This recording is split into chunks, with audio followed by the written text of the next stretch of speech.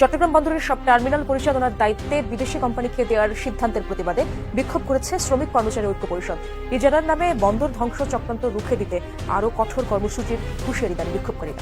দেশের দুটি বন্দর টার্মিনাল পরিচালনার দায়িত্ব অবশেষে বিদেশিদের হাতেই গেল। আর এ চুক্তি হয়েছে 17 নভেম্বর, ঠিক শেখ হাসিনার মামলার রায়ের দিন।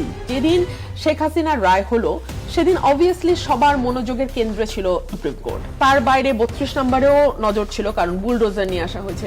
এই ফাঁকে খুবই ফিশি ভাবে বন্দরের এগ্রিমেন্ট হয়েছে।